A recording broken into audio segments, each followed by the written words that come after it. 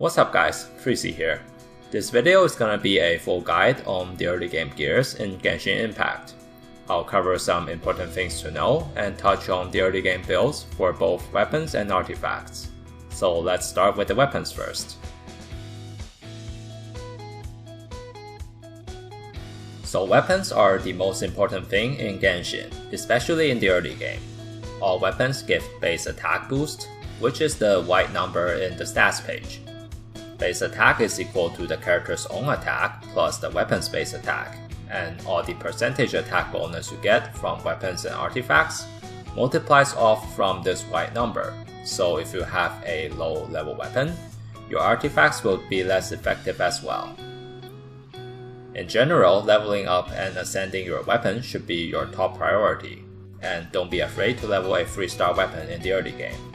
The weapon upgrade materials are not hard to get at all, and having a high level weapon will significantly increase your farming speed. Now when picking a weapon for a character, the secondary stat is the most important deciding factor.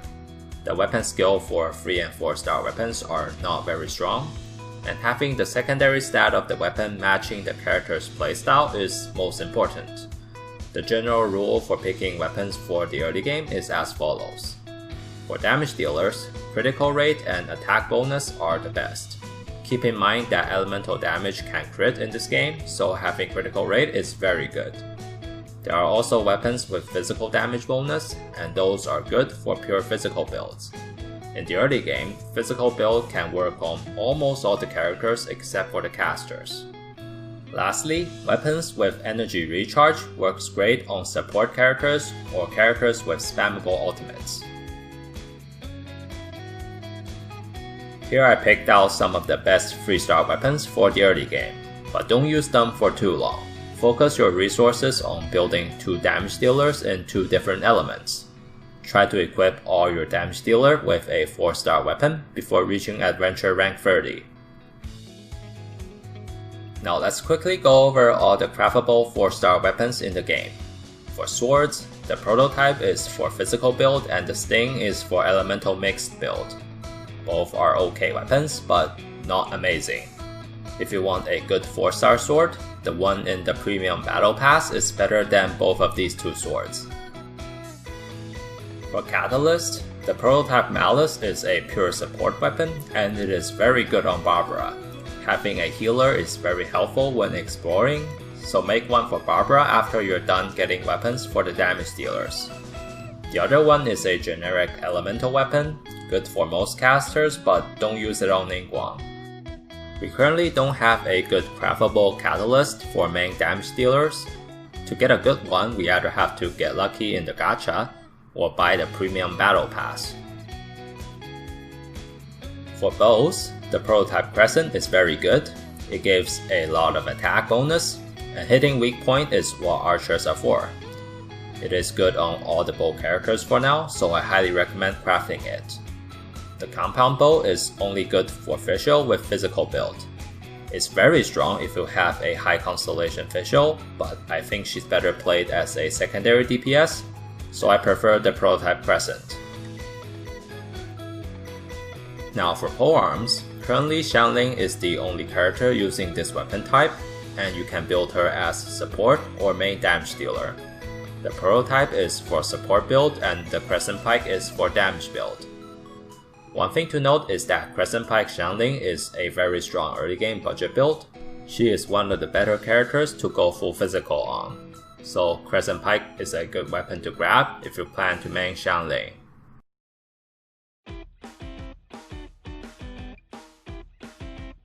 Lastly, we have the Claymores. The prototype Aminus is an amazing 4-star weapon, and the other one is trash. The Aminus gives good attack and has a strong weapon skill. It is great on all the Claymore users. You can get a Claymore prototype from solving the puzzles right here, so you can craft the Aminus very early. Overall, I highly recommend getting it if you have a Claymore user. It makes the early game a lot easier.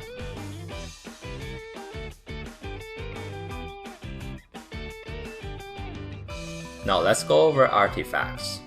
The big stats at the top is the main stats. The main stats for the Hourglass, Cup, and Crown slot artifacts are random, and having good main stats on these 3 pieces is crucial for your damage output. Below that we have the secondary stats. These are completely random, and enhancing artifacts will add more of them. For the early game, don't worry too much about these, as we can't really farm good artifacts for now, so just focus on the main stats. Lastly, we have the set effects. In the early game, we want to use 2 pieces from 2 sets to maximize our damage. Here is a general guideline for choosing artifact main stats in the early game. The best thing to have is either attack or critical rate, energy recharge, elemental or physical damage bonus, and critical damage are all okay too. Elemental mastery only buffs elemental reaction damage, and it is not as good as the other damage boosting stats in the early game. Healing bonus is great on healers but useless on the others. The real bad stats are HP and defense. These don't help you kill the enemy faster, which just adds more time to grinding. Try not to use an artifact with HP or defense as the main stats. So when picking artifacts, since Flower and Feather have fixed main stats, try to use a Flower and Feather from a good set, like the Berserker set or the Resolution set. In case you don't have a good artifact from those sets on the other 3 slots, you can use 1 artifact from another set and still get the 2 set bonus. Also, the 4-star Feather gives a lot of attack bonus, which is extremely impactful in the early game. Try to get a 4-star Feather on your damage dealer ASAP and enhance them for better early game experience. Now, one thing to keep in mind is that artifact stats are usually more impactful than set effects. The purple and gold artifacts have very high stats, and they easily outscale the set effects. For support characters, having the set bonus is okay, but for the damage dealers, it is not worth it to use artifacts with bad stats just to get the set bonus. Lastly, let's go over the early game artifact progression. For adventure rank 1 to 19, the enemies are very weak, so we don't need to build that much damage. Use whatever you have, but the adventure set and the lucky dog set can provide healing, which saves you time on cooking for heals in the early game. After adventure rank 20, the world level increases and the enemies get stronger.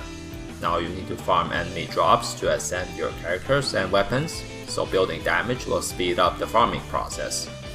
Try to get a mix of Berserker set and Resolution set for your damage dealers.